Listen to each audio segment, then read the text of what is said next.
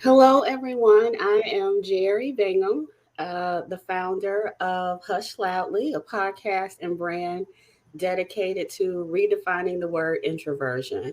Welcome to our discussion on goal setting for introverts. Get ready to be inspired by these amazing trailblazers, a group of dynamic group of panelists who I'm going to be introducing you to in a moment. I've interviewed each of them on my podcast and have learned so much from them. And that's why I invited them to join in on the discussion today. Before we jump in, though, I want to just talk briefly about introversion because maybe some people don't really have a clear understanding of what it is. In our world, we're pretty much sort of separated by those who prefer introversion, those who prefer extroversion. And unfortunately, introversion is sometimes seen as antisocial. We don't like people. We're hermits. We don't talk to people. We can't speak publicly. All of these things that are so far from the truth. While extroverts are often seen as outgoing people persons, they always like crowds and like to be surrounded by others. And so part of my brand and my mission is to talk about how we introverts can do everything that introverts do. We just do things that extroverts do. We just do things a little differently. We like to recharge differently. We often like to recharge in solitude versus extroverts who recharge by being surrounded by people and building off the energy of other people. So that's just kind of like an overview of what an introvert is. And so I'm happy to have these introverts here today talk about goal setting. So I wanted to talk about how we introverts, we strategize, we set our goals, we execute, we establish benchmarks, and we do it without announcing it to the world. We just don't do things noisy. We just don't live our lives out loud in the same way that others do. We set our goals and we make them happen. I think that we look deep within ourselves. I think that we feel like we have a lot of what we need in ourselves. We're highly analytical, we're big thinkers, and success is our achievement versus talking about it. Many of us often find it hard to promote ourselves because we just don't toot our own horns. But I'm happy that we're doing it today and that these people have agreed to talk with me about and share with you about what we do, how we set goals. So, first, I'd like to introduce Kenny Dominguez. Kenny is a workplace culture strategist and culture coach for Black women and other women of color introverts. With over 10 years of leadership experience in people operations, human resources, project management, and is a certified mediator. She attended the University of Chicago, of Hastings College of Law in San Francisco, concentrating on work law and social justice.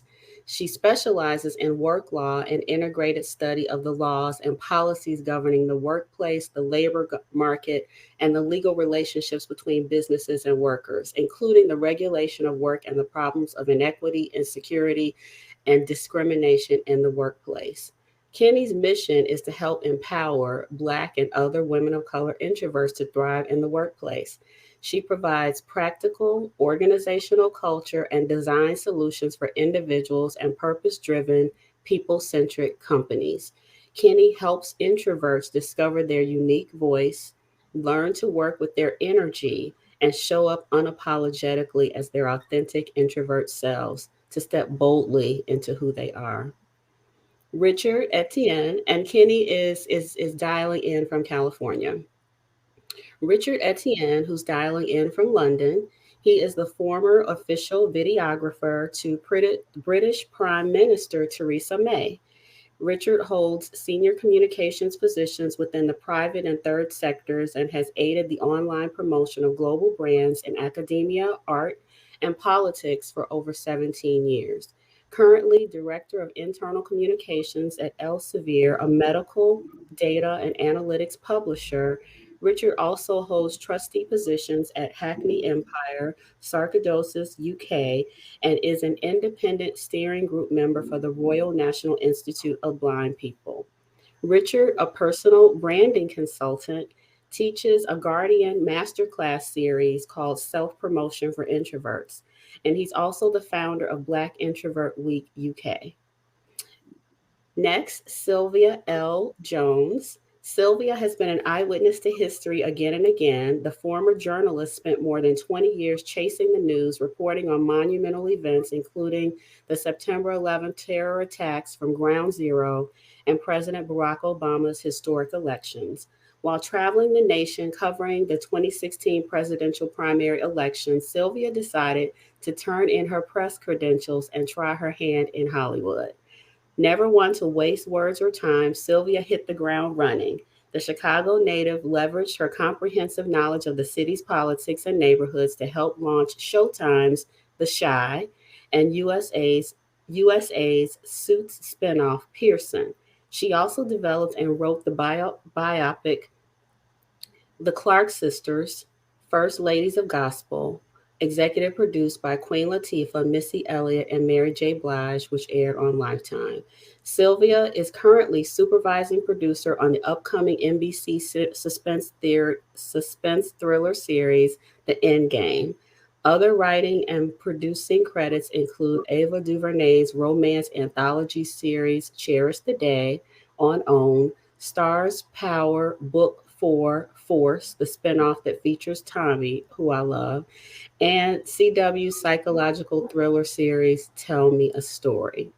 And I'm Jerry Bingham, a marketing communications executive with over 20 years' experience working in leadership positions in higher ed, nonprofits, marketing, and advertising. Self proclaimed introvert strategist and founder of Hush Loudly, I'm dedicated to amplifying the voices of introverts. I'm founder of Black Introvert Week, which is February 8th through 15th, and a contributing writer for Rolling Out and the Myers Briggs Company. So now you know why I've invited these people to join. And so I like to start with Sylvia because I think it's extraordinary. Someone has this amazing job that anyone would love to have, and she quits and goes to Hollywood. So, Sylvia, please walk us through that. How did you set goals for that? How were you inspired? Just share with us your journey about your story. Well, my story was a long time in the making. It was a story that was in the making before I even knew it was in the making. Being a TV writer was a college dream of mine, but I had no direction, no mentors, no courage, no no money, no none of that. And I, kind of set it aside as that's something for other people to do. Um, Fool that I was, thinking that broadcast journalism was an easier route. It was not, but somehow my mind said that was more academic and that was something that I could do. So I went on, had a great career in television news, and then I hit what I jokingly call my midlife crisis. It ain't really a joke, but I hit that midlife crisis and started asking myself, well, what else is there? Is there is this all there is? Even though this is great, and I was at the top of the mountain, I'm like, what's on the other side? And so I started looking around, trying to see, well, what could I do? What can I do? You only have this one life to live, and I could coast the rest of the way, and go through retirement, keep stacking the 401k, or I could jump off the side of this cliff and take a chance. And I went back to my old college dream, like, what if I could break into Hollywood and work on a TV show? Now, it's one thing to say this at 20 something, it's another thing to say this at 40 something. But I decided, now or never. And you want to talk about planning. I still didn't have the courage to just say, well, I'm just going to step out and go with, $200 in a dream. I believe you work, you plan, you build, you dream, in that order. That's how I set goals. So I'm always moving. People will ask, well, financially, how did you do it? Because Hollywood ain't cheap. And when you go in with no job, what do you do? But I had started saving years before I ever decided to quit my job, because I always had this theory that in case ABC decided that they no longer needed my services, I wanted to be ready. it never occurred to me that I would be the one to say, you know what, ABC, I no longer need your services. So I had a little cushion there. Also, I just everybody was like, oh, well, you've been a writer, you've been a professional writer as a journalist for so many years. You don't need to go back to school. I'm very much a person who believes in preparation. I got into a program at UCLA, a screenwriting program, which was phenomenal for me. It was the professional program in writing for TV. I applied and I told myself, if I get accepted to this program, I'm going to do it. I'm not doing it online. I'm going to blow up my life. I'm going to quit my job. I'm going to walk away from my house and walk from everything. I'm going to LA. It's LA or bust.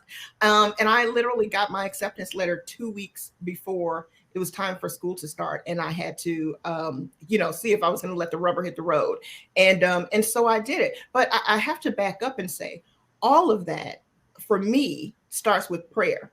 I'm always the person who's asking God to order my steps. Let me hear your word. Let me hear if this is what you want me to do before I step. I believe that if I take one step, he'll take five. So it always starts with that. And I'm going to tell you, this will be the last portion of it because I could go on and on about my journey. But there were people who really, really, really were trying to have an intervention for me when I announced that I quit my job, because as we all know, we are not the noisy types. So I kept it to myself.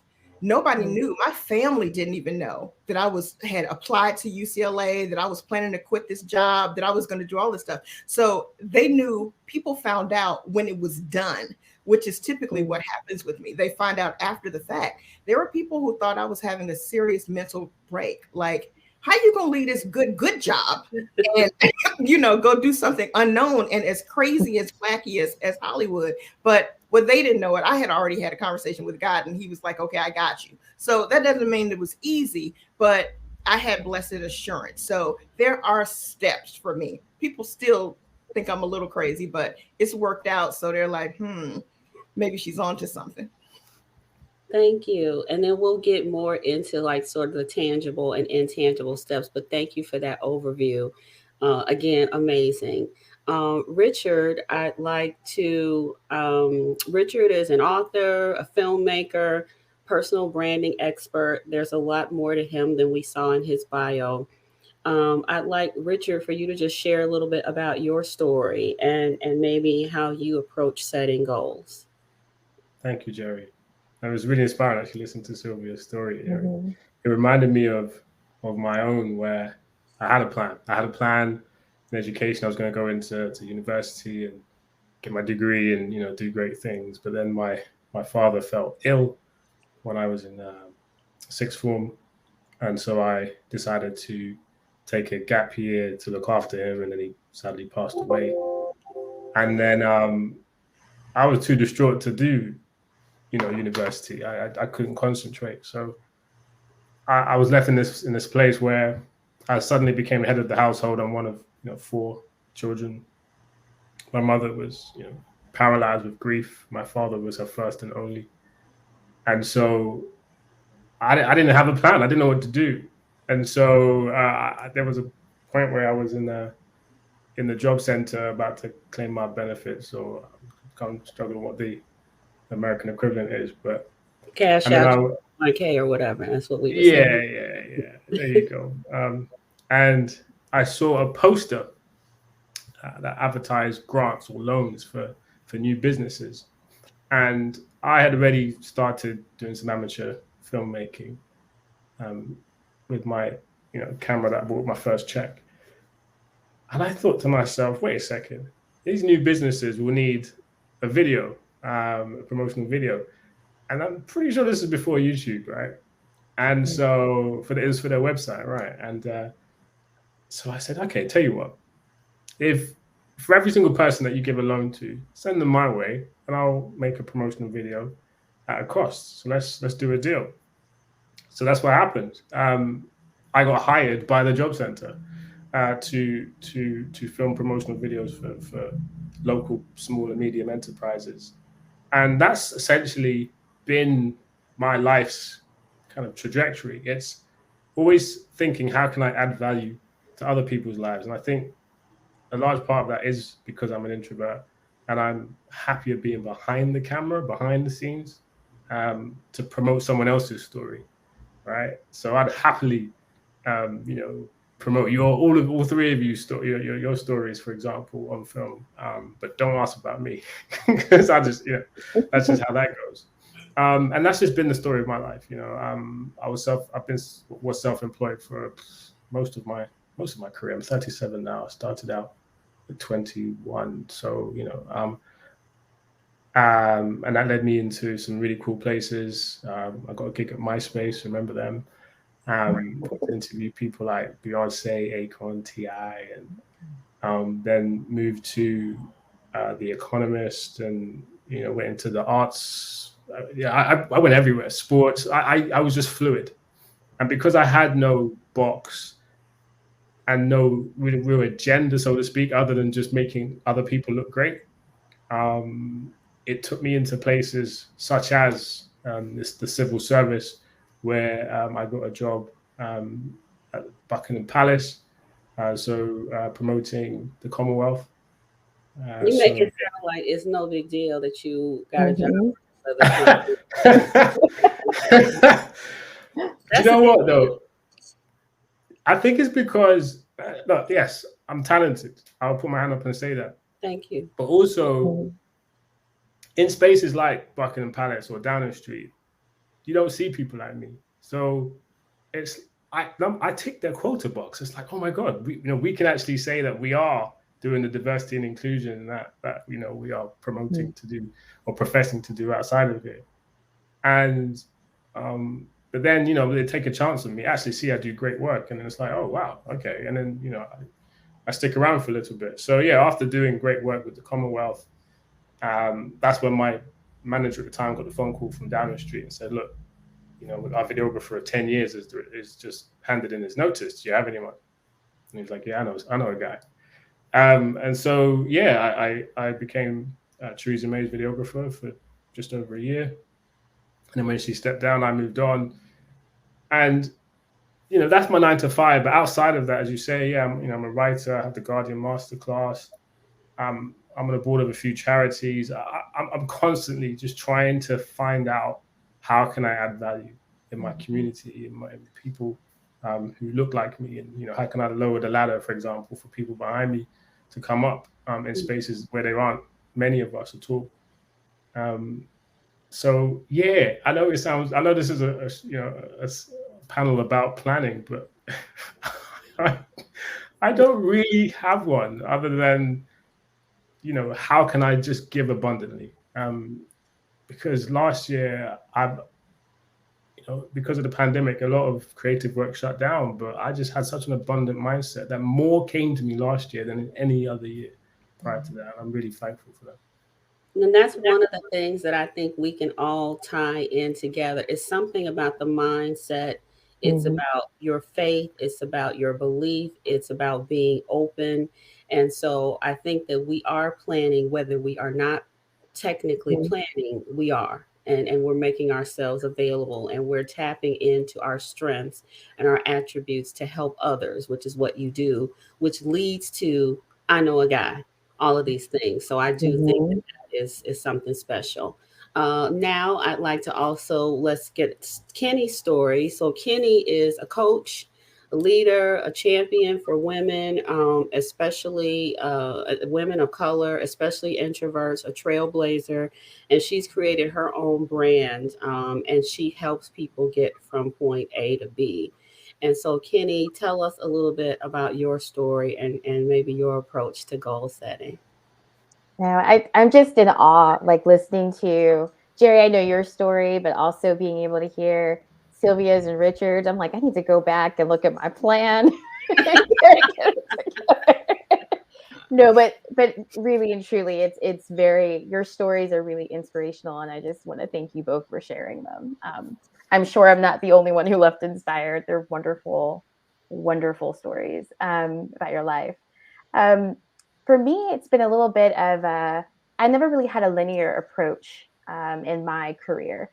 And I think sometimes I would fault myself for that. I felt like I needed to have this very linear approach of what my career was going to look like, what my life was going to look like, and then it was going to all kind of fall into place.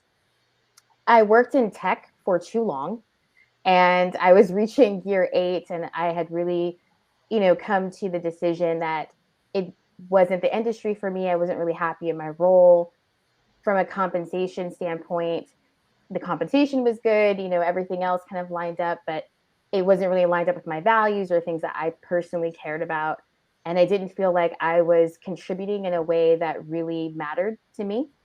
And so I made a decision that I wanted to step out of that space in tech and then transition into people operations, which I studied organizational development and human resources in college and undergrad, and had somehow found my way into tech and never kind of found my way back until much later.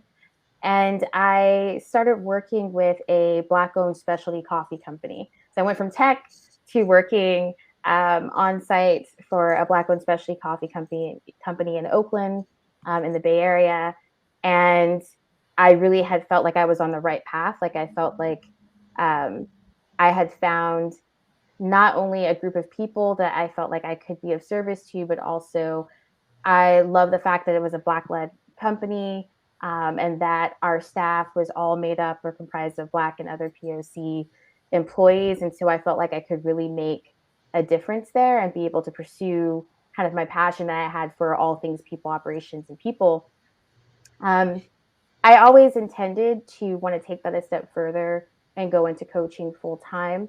Fast forward the pandemic, I was in the middle of law school at UC Hastings. I was studying work law, and I was intended to go into consulting later on, but the pandemic had other plans, I guess, for me, which is one of the things I think is really interesting about goal setting is that you have to really be flexible, I think, and adaptable, because sometimes life is going to throw you curveballs, and that doesn't mean chuck your goals out the window. Sometimes it just means you need to reevaluate or refine how you're going to approach them so that you can achieve the goals that you set out to do.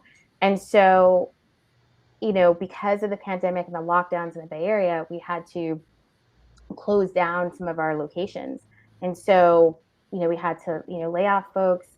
And I decided that I wanted to speed up my goal timeline. And so I decided that I'm going to just go with my gut, and I'm going to believe in myself, and I'm going to try to, make the best of the situation. And I decided to go full time at that point into consulting and coaching. I've never really looked back. I finished up law school, which was my goal last spring.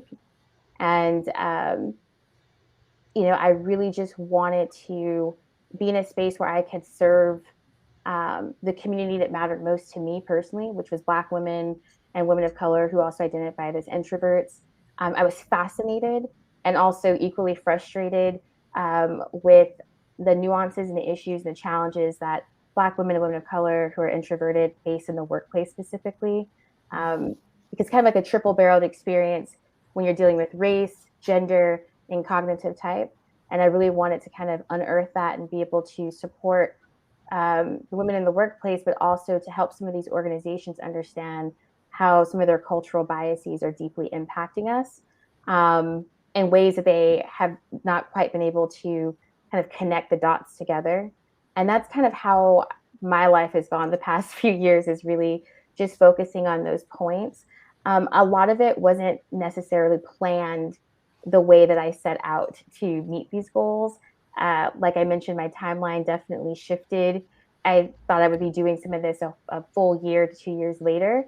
And I think it just kind of goes to show that believing yourself and sometimes going with your gut and listening to your intuition and just knowing that, you can still plan and prepare on the fly and refine as you need to, and just trusting in the skills that you have developed in yourself can really take you a long way. And so that's what's really has worked for me personally in my life and has supported me as I try to make these transitions.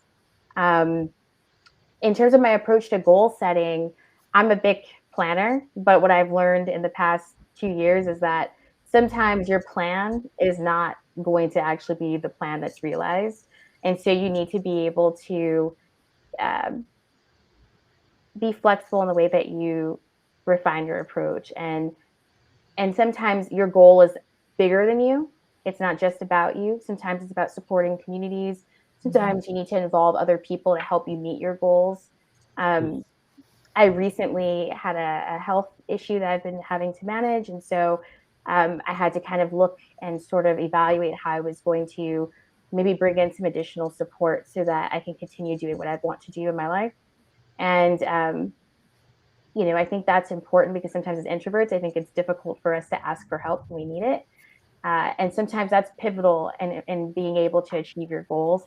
So there's no shame in that, and knowing and understanding that sometimes there are people, there's resources, and there's tools that are going to help support you on your way to meeting your goals, I think is really important. Thank you, Kenny. And you said so many things that touch my soul, and I'm sure everybody's soul. And just I wanted to add a little bit about me, and something that you talked about is, so I was on this journey. I think that all of us, and this is an introvert thing, we love learning and continue, seeking how we educate ourselves versus as formally or in Mhm. any other kind of way. But with me and on this path of introversion, I'm in a doctoral program. I hope to finish in the spring. And in a class where we were talking about social identity and racial identity, and we were talking about students at the undergraduate level, it was a student development class. And I talked about how I didn't experience a lot of things with the peer pressure because I was an introvert and I had my own built-in entertainment system. I didn't care what anybody else was doing. I was on my own path and all of this stuff. And so I saw people's reactions in the classroom, and we started this bigger conversation. And I was like, wait a minute, it's something really here. And so now my dissertation topic is about introversion and how we influence, inform, and lead. But it led to in just my relationships. And I think introverts are great at having very close, strong relationships with people. We may not know hundreds of people and talk to hundreds of people in our phone, but we have a tight knit group of people who we connect with and who support us, and we support them. And I'm saying this because my friend who works at a radio station said, Jerry, what's your dissertation topic about? And so I had not announced it, but he asked. And so I said introversion. And he's like, tell me more. So I start going on and on. And he says, Jerry, that should be a podcast. And I'm like, what are you talking about? Nobody wants to hear that. He said, you're wrong. It should be a podcast. And so I took his advice, and with his support and his help, I built this podcast with him and this brand. And as I continue to move forward and talk to people like you and others, things continue to flow into my life that are helping shape my goals and helping determine where I go and how I get there. And so, back to what you're both saying, and all of us are saying, how we don't necessarily toot our horns, we don't necessarily advertise everything we do. But I think that we have this sense of being open and being flexible and using our intuition, because introverts usually have a higher intuition. And so we are able to connect and to commit and to serve and to support. And as we do all of these things, it leads to other doorways opening that allow us to pursue our goals. Um, for me, I want to also talk about tangible and intangible things, and how Sylvia talked about God. And we're talking about abundance, and we're talking about all of these things, some of the tangible things. And I think we're all probably highly spiritual people, but for me, tangibly, there are some things that I do. Like, I have journals. And so I have several journals. I have too many journals. It's actually ridiculous, but they all serve a purpose. But the one that I want to talk about now is my evening journal. So every evening, I write my moments of joy. And so it's usually 3 to 5 things that made me happy or made me smile that day. But the big thing, and why it's relevant to this conversation, is I have a section that says to accomplish. And so every day I write to be a speaker, to be a teacher, to be a presenter, to be an author, to write a book, to write a movie. And Sylvia will help me when we get to that, when it's time to write a movie, and all of these things. And so I repeat them every night, and I shift them, I switch them up. And so this little simple thing is so meaningful for me. I don't know if it's something about writing it and putting it on paper that makes it real, or it reminds me this is my focus, this is what I need to concentrate on, this is what's important. But that's one tangible thing that I think anybody could do in terms of goal setting. So I'd like to ask each of you, are there some tangible things that you do every day or every week that you notice that you think is helping lead you on your journey? Well, I can say there's at least one tangible thing that I do. Um, I'm working on consistency, but one tangible thing that I do, I have to. I wish I were as organized as you are and could say that I do it every day. But like I keep a whiteboard up, and it's different from my regular to-do list. It's in categories of, the things that I have to do, just, I need to call this person, I need to get the Yeah. landscape over here, whatever. But there are also the goals, as you say. And for me, I have a tendency to get distracted. It's easy for me to go off the mark and do things that get me away from what I'm supposed to do in a given amount of time. And I've Me. always worked in a deadline oriented, and in many ways, I still do. And so for me, just making sure that I streamline my time, I have figured out that whether you're talking about in chunks versus years versus in chunks versus an hour, I have I have that up visually so I know what it is that I need to be doing at a certain time. And that keeps me on task. Anything that's not that is not something that I'm supposed to be doing. If I'm supposed to be writing, it's not shopping on Amazon. If I'm supposed, you know what I mean? It's those is which I will easily do. I Um, need to, how do you discipline? I've tried that and I'm not doing it right. So you're saying that you have like from 9 to 12, I'm doing this. From 12 to 2, I'm doing this. From 5 to 7, is that what you're saying? that's what I'm saying, but you're taking too big of bites. I can't always do 4 and 5 hours. Sometimes it's an hour. I have to tell myself I am doing this for an hour, or I am Okay. doing this for 45 minutes, because I am so easily distracted and so easily pulled off onto something else. It could be I am not answering my phone for 45 minutes, or I am not looking at emails for 45 minutes because I need to do this. And for me, it's like every day I need to be doing something that gets me toward the one singular goal that I'm trying to get to career wise now. And Yeah. so I do kind of a weekly evaluation, like what did I do to get those things done? I probably should change that to a daily evaluation, but it's a weekly evaluation that I'm looking at to see what did I do um, that's serving the purpose of that goal. It's that old adage: how do you eat an elephant? One bite at a time. And so it's those kinds of things that I do. And I'll say this one last thing, and shut up. So much of what Richard and Kenny said resonated with me, but especially two things that Kenny mentioned. One was both of you, about having to change with the times or whatever. And I can't tell you how important it is to have the flexibility to pivot. I think that's part of goal setting, being able to pivot and recognize that, okay, this, not that. Oh, I thought this, but maybe that's better. And I'm telling you, it has worked out for me, that just about every time I've pivoted, it turns out I was thinking too small. I Mm. was setting a goal that was too small. The this that I was planning for was so much less than that God had in store for me. And if I had just been so um, uh, hellbound on staying with what I thought was best, I would have missed out on so much. So that's thing number one.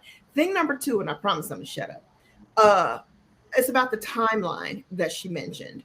Um, I figured this. I heard the best advice that I've heard, and now that I give about the timeline, and this can go for anybody and with anything. The person said, "I wish you would throw away your clock and pick up a compass. Mm. Stop being so concerned about whether you did this by that time, whether I've got this done by 25 and that done by 30 and this done by 35, and because, well, my peers are doing this and my peers are doing that. Get yourself a compass. Make sure you're going in the right direction. When you get there, that's different. That's different for you, different for me, and it really doesn't matter. What matters is that you get there. You have to make sure that you are on course and going in the right direction for you and for your life, which is not necessarily the same as the person who's on Facebook or your friend on Instagram or whatever. It's like, make sure I'm going in the right direction. And sometimes that means due north is not the way to go. You thought that was it, and it's telling you need to go southwest. You need to be willing to pivot. So that's my best advice. Throw away the clock. Don't worry about that timeline. Get yourself a compass. I love that. Mm-hmm. Thank you, Sylvia. So, Kenny and Richard, what about tangibles, intangibles? Kenny, do you want to go? I'll go. It's funny because I had heard often that you should try writing down things that you have gratitude for, like in the morning. And I was like, Do that too. whatever. I didn't really care. But then I actually started doing it. And at first, the first couple of days, I was like, I felt silly doing it. But I found that first thing in the morning, when I start writing down all the things that I'm grateful for, that I have gratitude for, I think something energetically happens where you just start kind of inviting things in because you are open, because you are grateful, and you're like in appreciation of what you have in your life, and you're able to recognize that at that point in time. So that's actually a practice that I've adopted actually over the past few months, and I've definitely seen a big difference. The other thing is, I think to your point, Jerry, there's something to be said about putting pen to paper or pencil to paper and writing down what your goals are. But what I've started doing, one of my favorite things to do is to drive in front of a waterfront, and sit there in my car, and I might have a journal with me, or it's usually a notebook. I don't usually have journals technically because I can't commit to writing in it every day. And so I like to just get out and be alone and just be, in a space where I can have some solitude, so I can just kind of be in my own thoughts and thinking about what is it that I really want for me. And I'll sit there and I'll just sit there until I feel like I'm done. I don't have like a specified period of time. I'll just sit there until I feel like I've written what I can for that day and I've decided like this is what I want to pursue. But something that I've changed in terms of goal setting that I've seen a huge impact in my life is that I think often for a lot of us, when we think of goal setting, we do them at times when we really don't feel like doing it. Like we do it at the beginning of the year because you feel like, everyone's going to ask you, what are your goals for the upcoming year? Or you're doing it because you have a performance review, so you're starting to think about your career goals. Or we think we have to wait to the beginning of the week to start a goal. You can start goal setting on a Wednesday. Like it doesn't matter the date, the time, the point of year. That's something that I want to get across. And I feel like a lot of times we get stuck on that. But I've started integrating my goals. So instead of looking at specifically like chunking out, here's my career goals, here are the personal goals that I have for my life, I actually start with what are the personal goals I have for my life, and what type of career goals do I need to accomplish so that I can live the life that I want. And I think for so much of my life, especially in my 20s and like my early 30s, I feel like I spent the time kind of working it the other way around, like focusing so much on my career. And then it was like my personal goals and my personal life was an afterthought. And so now it's not that I'm making my career my afterthought, right? Because I care about my career, I care about my contributions to the communities that I care about, but I'm doing it differently to where I'm focusing on what are the things that I personally need. What's the change I want to see in my life or my family's life, and what do I need to do to get there? Because so often I think those personal things that we want for ourselves and our career goals are either intertwined or they're ways that we're building on top of each other. So I feel like that's works really well for me, and also to balance yourself so you try to have a healthier lifestyle. So you're not just so focused on climbing that ladder. You can do both, but you can do it in a way that you can make it work for you. Thank So you. Yeah, so that's what I would say. Thank you, Kenny. I'm a big gratitude journal person too. Before we move on to Richard, if anyone in the audience has any questions, feel free to pop them in the chat and we'll get to them as soon as we can. We just have a few minutes left. But Richard, I wanted you to talk about your class and how you teach introverts to promote themselves. So if you can touch on that as well as touch on, because I think the very tangibles are in that class. So if you could touch on intangible, tangible things, please do. Yeah, certainly. So, in my class, I bang on a lot about LinkedIn because that's a really good place to find mentors if you don't know how to find one. It's a really good place to promote your thought leadership so you can post articles, but also if you don't want to write an article, you can comment on someone else's post from a place of expertise where you are an expert in. Um, One thing that I also do is read up on people who have already achieved the thing that I want to attain in life, because they've left the breadcrumbs, especially people of color. And introverts, they will let you know of the landmines, right? Another thing that I encourage on top of doing the happiness journal, for example, is actually looking back at your own achievements. Because the thing about us, especially ambitious people, right, we're always like on to the next thing, on to the next one, on to the next one. And so we rarely pause, right, and turn around and see, wow, this is all we've done. Because really taking time to be thankful for what we have achieved will spur us on to to the next thing, especially during those moments of doubt. Um, because yes, we are a lot of us are perfectionists. There's no such thing as perfection. We can only do the best that God has given to us. So yeah, there's that. I really don't want to take up too much time. What else do I talk about? I'm going to stop there, Jerry. Okay. Okay. So one of the questions I did want to ask, but I think you all have answered this question is, do you set timelines?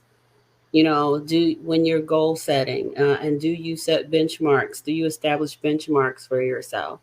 And should we? Kind of just thinking about, I think I had that problem too, how we compare ourselves to others. And, we're looking at, what everybody else is doing. And that's not our journey. That's not our story. That's not where we should be. We are exactly where we are right now. And we just, I think, just need to be open and grateful and follow the signs and follow where we're being led. So, do you set timelines? Do you establish benchmarks for yourselves? Well, I'll say I think it's natural to set timelines. I mean, that's what society puts on us. But and I still find myself saying, "Oh, I want to do this year or whatever." And I think those goals are good and tangible. I think it's natural. But like I said, I found myself, in younger years, getting being disappointed, like in a way that I shouldn't be, when certain things, certain goals or whatever weren't accomplished at a certain amount of time, especially when I saw other people do it. Well, why can so and so do that? And well, why didn't that happen to me? Well, I'm this. And I figured it just made more sense to me when I heard that advice. It just clicked to me. I'm on my own path. Now that doesn't mean that I have to just languish out in the world and do nothing, like, oh, it could happen whenever, whatever. No, you got to get moving. But I realized that things happen exactly when they're supposed to happen. I just have to keep working, keep building, keep planning, keep dreaming, and it's going to happen. And it's going to happen exactly when it's supposed to happen. I'm curious, Sylvia, when you decided you were going to Hollywood and you said, if I get accepted in this program, I'm moving.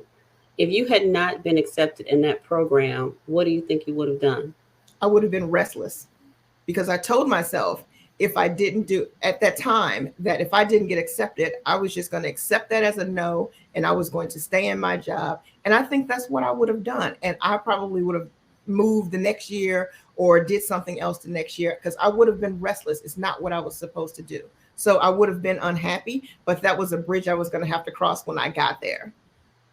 It's true, because I've had moments where I've really wanted something. I really wanted this particular role, for example, at HSBC, to look after their TV channel, their global TV channel. That was going to be my dream job, and then I didn't get it. Can't remember even why, and I was so disappointed for so long. But then 12 months later, I'm in a private jet with the Prime Minister. So I was like, okay. You're right where you're supposed to be. Always bigger. Always bigger. Right. Okay. So dream big and dream bigger. Set your goals, but be open, be flexible, be ready to pivot. So these are some of the things that I'm getting out of this. And again, I thank you because I am learning from you. So we are getting a notification that it's time to wrap up. Does anyone want to say anything right quick before we wrap up? Well, it's been a pleasure. I've learned so much from you all, and I hope the people who have been listening to us also are motivated and inspired to put that one foot in front of the other and get out there and leap. Whatever it is they want to do it. Yes, leap and the net will appear, right? Mm-hmm. So thank you, everyone. Thank you, Kenny Dominguez, Richard Etienne, Sylvia L Jones for this panel. Thank you to Munson Steed, my friend, and Rolling Out for allowing us this opportunity. And thank you to the sponsors, including blackbookstore.com. I'm Jerry Bingham, host of Hush Loudly podcast. And until next time, always remember, be proud of your introversion, be proud of your differences, know who you are, be authentic. All of that is part of what makes you so special. So thank you so much for joining us. Thank you. Thank you, Jen. Bye. Bye.